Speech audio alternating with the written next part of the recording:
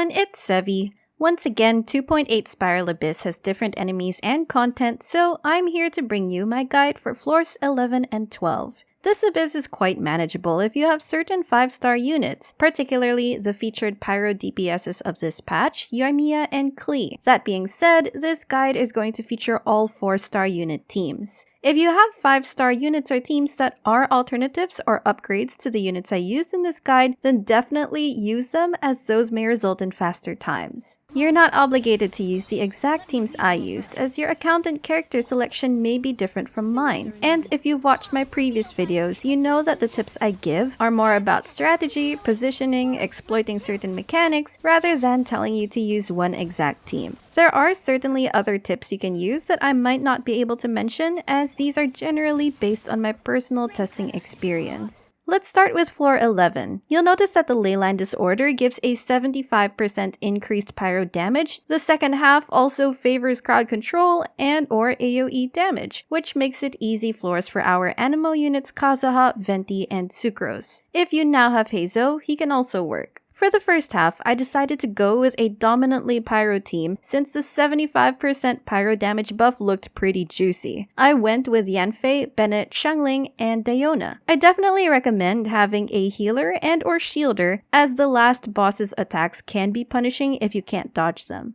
For the second half, I decided on a taser team with Sucrose, Xingqiu, Fischl, and Lisa. Sucrose's driving, crowd control, and AoE Anemo abilities will be a big help against the incoming mobs. Now, let's dive into floor 11-1. This first half comes in 3 waves. In the first wave, big cryo slimes will aggro to you, while small slimes head straight to the monolith. Use your pyro unit to finish them all off quickly. I'm going in!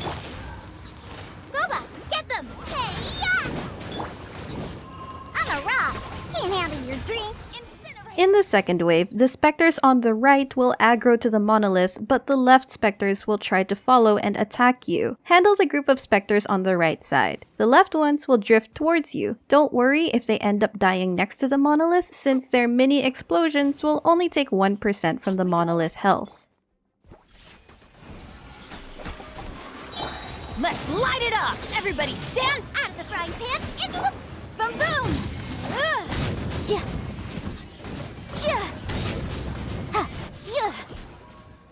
In the third wave, there is some inconsistency in their behavior. In some instances, the left and right Mitatrils will charge straight to the monolith, while the third one targets you. But sometimes, all of them head straight to you. I'm not sure if this is random or if something triggers it. Regardless, prioritize anyone's attacking the monolith and kill the rest as quickly as possible. You're toast! Incinerate!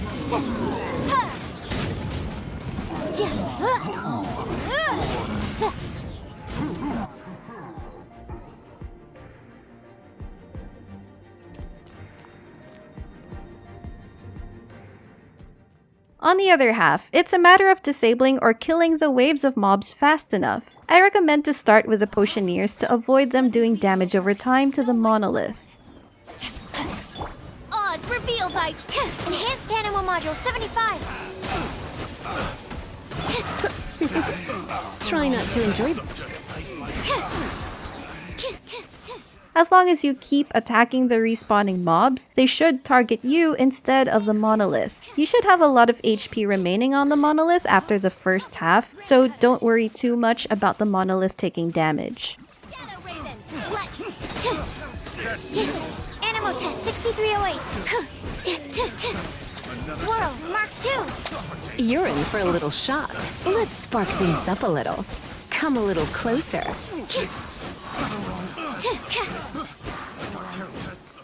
Stand clear.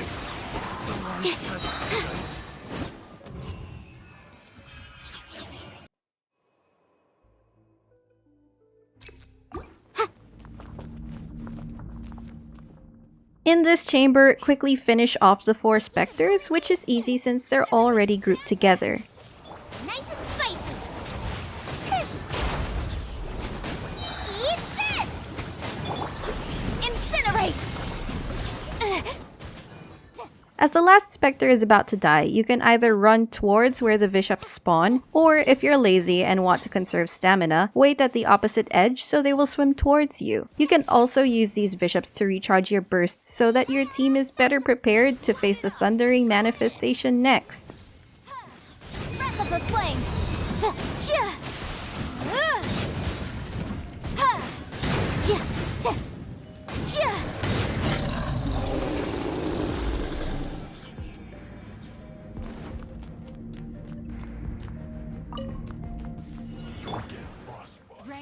On the other half, finish off the first wave of Fatui. AoE damage helps here to shred their HP as much as possible before they get their shield up. If you have the firepower, you'll likely kill them before their shields activate. If not, use your CC unit to group and stagger them if possible. Stand clear! Rain outlines your fate. Rain cutter!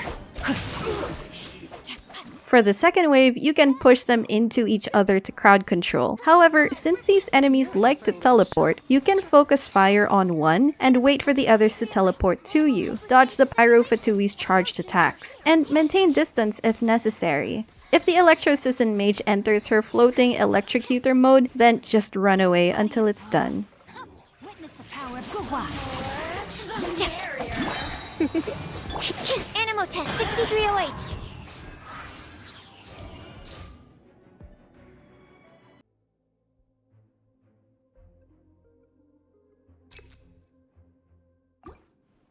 Moving on, the Thundering Manifestation is immune to Electro and has an Electro aura consistently on, which you can trigger for reactions. One thing to note at the start is that if you're using melee skills to recharge your bursts, the Thundering Manifestation will sometimes float too high out of range and cause you to miss. So time your skills for when it's low enough.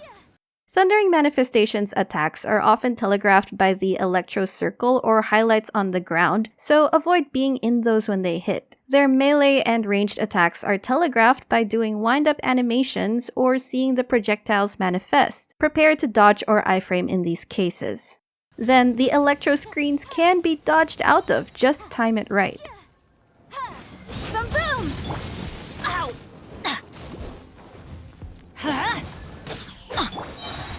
Shaken and stirred!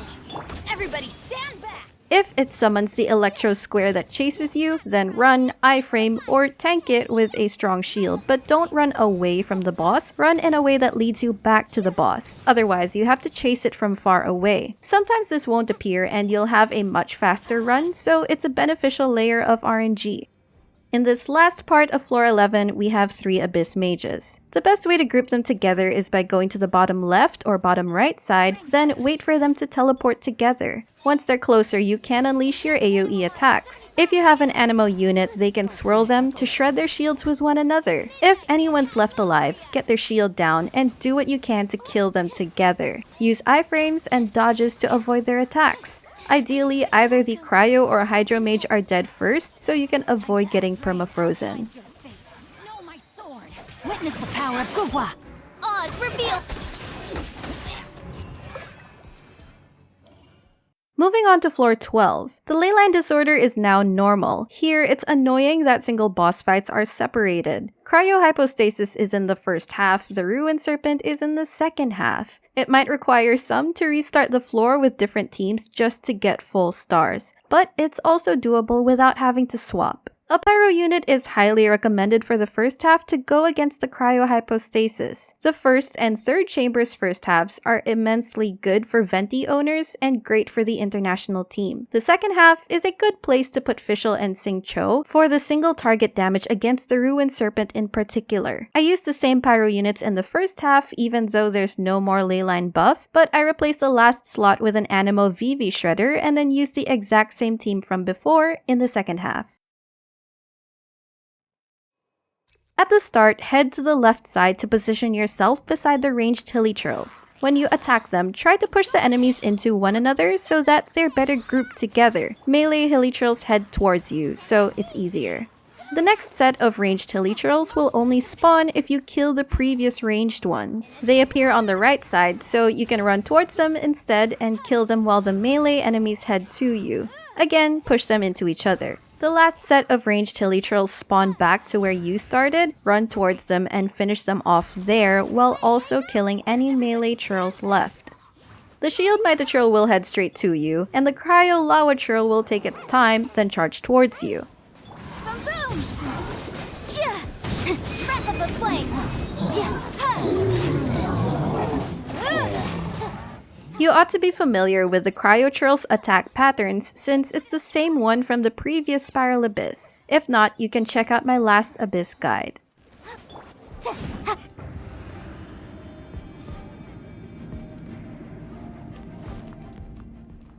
Here, I head to the ranged Nobushi side and attack him first. If the melee ones dash towards you, dodge their attack. Try to keep them all together for AoE damage as much as possible. Alternatively, you can also position yourself to make the melee ones charge towards the edge, then wait for the ranged enemy to approach you. Stand clear! The fairy.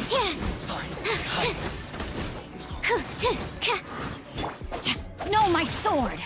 Let me weave you a verse. Rain outlines your... Then head to one Kairagi side and edge bait them so they'll charge at you. Then just push one into another to keep them together as much as possible and try to equally reduce their HPs, likely by damaging them with your AoE simultaneously to avoid their HP regeneration technique. Body and mind. Rain cutter. Rain outlines your fate. You're in for a little shock. Absorption test. Animal hypostasis and... Try not to enjoy this too much. Animal test 6308. If you fail to do that, then as long as you have enough time, it's okay. And you can even focus on recharging your energy here. Phantasmagoria. No, my sword. Rain outlines your fate.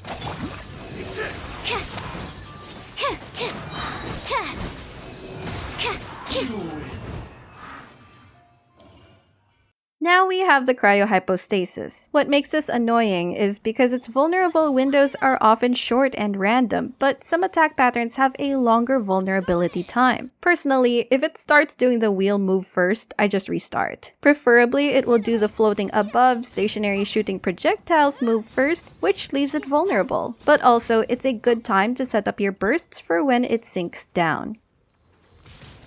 Race you! Huh? Eat this! Boom boom!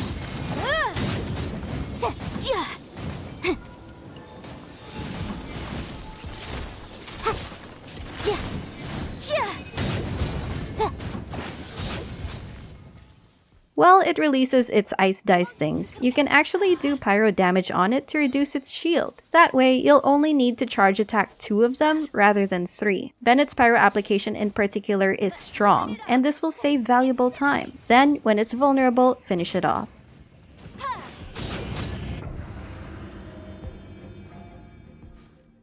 Now this chamber is very annoying due to the RNG nature. One technique that gives you a good starting advantage is to go to either the left or right Dorito, then hug it while facing the other Dorito. If done right, it will do its dash back towards the other Dorito, then go towards them, and the jellyfish one will just follow you. However, if you fail to make it dash back, then it's okay, and you can focus fire on the jellyfish and one Dorito first.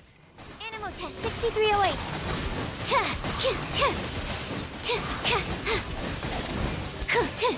Stand clear. Rain outlines your fate. Let me weave you a verse. Wings of dark. After they're done, the big ruin grater will spawn. I'll first try to move to one side of the snake. Observe if the ruin grater will either charge towards you or stay in place. If it charges towards you, lure it towards one of the snakes. If it stays in place, run after it, and the snakes should teleport beside you eventually. Keep your back to the wall, edge bait, and group them all together for AoE damage. Animal hypostasis emulation. Stand clear. Animal test 6308. Witness the power of Gugwa.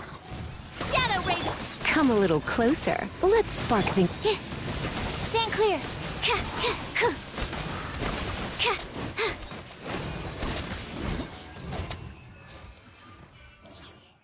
In this first half, the slowing water debuff is the worst. The Mirror Maiden applies it on you, which causes you to have extended cooldowns if you use your abilities. Having units like Bennett or Jean is one way to cleanse the debuff, as they will apply Pyro and Anemo respectively on your character, thus getting rid of the slowing water's Hydro Aura. To start, I target the 2 Cryo Fatuis ASAP to avoid getting frozen a lot from the Cryo Gunner and Mirror Maiden's attacks. You'll also die quickly if the Mirror Maiden traps you in the cage while the Cryo Gunners are blasting at you. Then it's basically a brute force DPS check. But also be very wary to really try your absolute best to kill the Maiden as fast as possible because of the slowing water she can afflict you with, which is a run killer. Having a unit like Yanfei or Klee who can keep using auto attacks instead of relying on skills and bursts will be a huge advantage. People with Venti may have a way easier time here, and more particularly people who have access to international teams.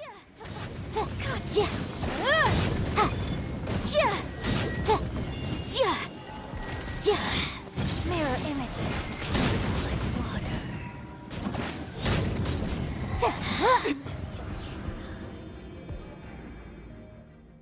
Finally, the Ruined Serpent can also be tedious since it keeps moving around and burrowing down. Oz, reveal! Rain outlines your fate. Let me weave you a... There are certain patterns wherein it stays above ground for a longer time than usual, and that's where you can bring out your skills in bursts. This then demands a certain level of DPS check as you need to deal a lot of damage in short time frames.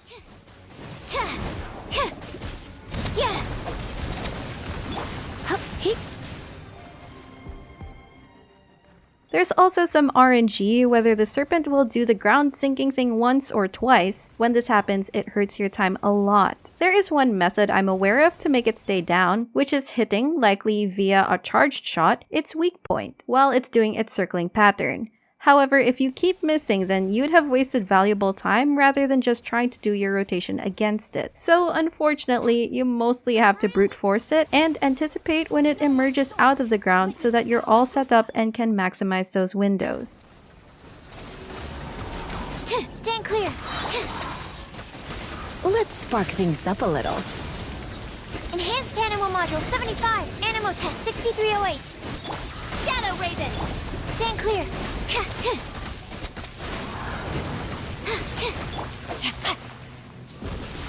Rain outlines your fate. Let me weave you a verse. Surrender and I'll be... Oz, reveal by Absorption Test. Anemo Test 6308. Swirl, Mark 2.